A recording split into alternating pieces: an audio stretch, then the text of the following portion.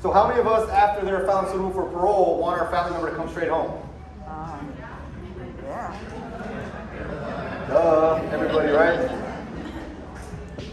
But I want to share something with you that sometimes coming straight home is not the best thing. Because I think the hands going up means that you're focused mainly on your feelings about you wanting them here than concerned about their well-being and whether or not they should be there.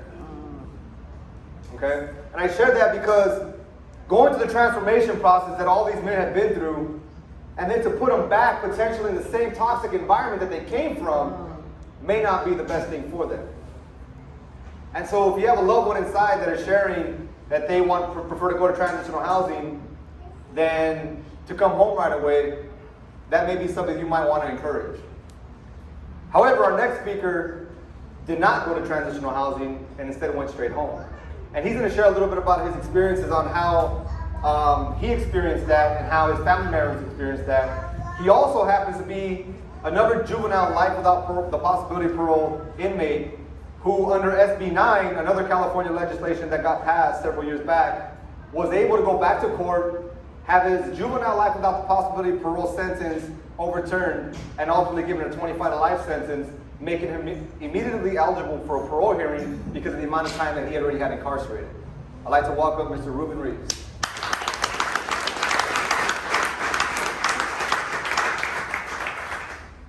Thank you all. Like Robert said, I was a juvenile when I went to prison, 17 years old, for committing murder. It was a murder robbery.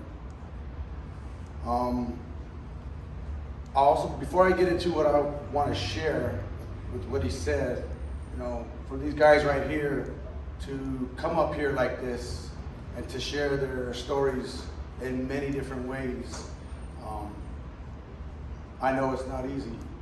It took all of us a long time to be able to have the ability to not just be honest with ourselves, but to be honest with other people. So that's something that I could really appreciate in these men. And I thank Robert for inviting me here today, because I'm usually in Zoom meetings all day and I don't really get to see people face to face so much. When I went to prison, I had no hope of ever getting out. Knew I was going to die in prison. So all I did was try to make the best of it in a negative way. And then of course that meant, just like a bunch of the guys here shared, gangs, drugs, power. I did all that and some. I dug myself a hole deeper than I ever thought possible of ever getting out, and I never expected it. Ultimately, it landed me in solitary confinement, where I spent over 11 years in a cell by myself. But it was during that time that I began to look at myself in the mirror and see the person I had become. In the very same time, as horrible as I had become, there was a space inside of me that didn't want to be that person no more. And I don't want to sit here and share, a lot of that story. I want to kind of fast forward and talk about, like Robert said, the next stage of life that we're fortunate to have. When I got out of the SHU, I was afforded a second opportunity to have my sentence reduced, to go back to court and get resentenced. I did that, still not really believing that I had a real opportunity of getting out. But then I started thinking, like I said, I got out of solitary confinement, I started thinking more, I started seeing guys programming, because I had never programmed throughout my whole prison experience. Similar to Taylor, we didn't have no programming. And me being in solitary confinement, of course there's no programming in there. But while I was in there, I educated myself, I read, and of course, when you read new things, you start to have a new perspective on life, and that, it's kind of that little bit of a flicker that started to make me think about life in a different way. You do that introspection.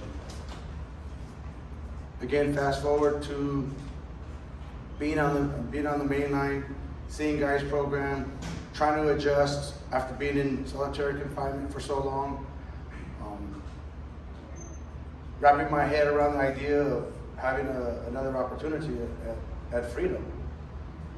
So I wanted to learn, what did it take to get out of prison? I seen a lot of guys participating in groups. I started participating in groups. However, I was really, really behind. But at the same time, I had educated myself while I was in solitary. So I was able to take the things that I learned in there, and when I got out, and I started learning the things that were being learned in these programs, it started to make sense to me, and things fell into place a lot faster than I think it might have taken otherwise. But I didn't think that that was going to be enough, especially for me and my past, my background, the things that I had done. So I wanted to understand the parole process. So I started talking to people who had been to parole, asking them, what it's like in there, because in my mind, I was walking into a dark room. I didn't know where the chairs were. I didn't know who was going to be sitting where. So I just asked those questions. Then I started thinking, why were so many people getting denied? So I started asking people if I could read their transcripts. I started reading the transcripts. And just like somebody shared up here, I started seeing those things that are, or should have been obvious at the time, but weren't. And then I started reading transcripts of guys that got granted parole. And you see the big difference in the things that are shared or not shared. And I learned from that. Ultimately, I went to the board, and the first time I went to the board, I was granted parole. Like these men shared, they did a lot of work. I did a lot of work. But even when you do a lot of work, you go in front of people who scrutinize your life from as early as you can remember up until the present moment where you're having that conversation. And again, going back, it's about being honest with yourself and ultimately taking accountability and having that. Doesn't matter a person's grade level or education, but having that ability to not just humble yourself, but like somebody else said, be vulnerable. And I used to think that being vulnerable was a weakness. Of course, I grew out of that and realized that it's a strength. And to be vulnerable, to be open, to share your life with people, to not just help yourself, but to be able to help others is one of the biggest transformations in my life. After I was granted parole, the governor reversed it. Same thing, gang passed and all that. But I went again.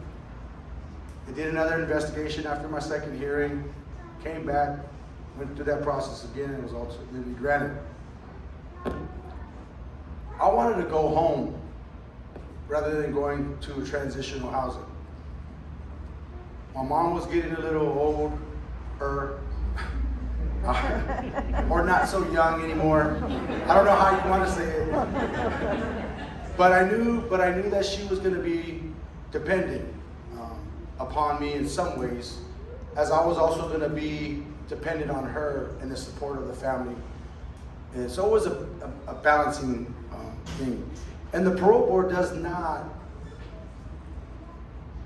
normally, it's rare rather, for them to allow somebody to parole directly home with family. And there's a lot of reasons behind that.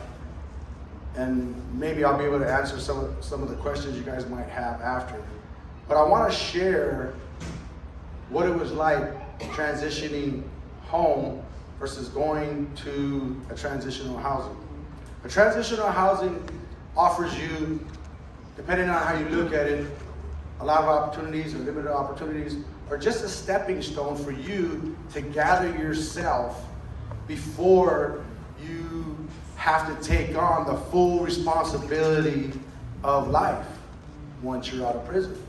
So it's a little bit of a stepping stone if you take advantage of whatever opportunities are there. And even when there's not opportunities that are there, there are opportunities that are outside of there that you could take initiative on. And all these guys are successful. They've been out 2 months, the gentleman here, and he's working for Amazon. So there's no limit to what we could do once we get out of parole. And if anybody tries to say that, your loved ones or anybody tries to say that, don't believe it. Whether we have the full support of family when we get out or not, there's resources out there now that make your life less difficult to succeed. But it's up to the person to take advantage of those opportunities. And they exist.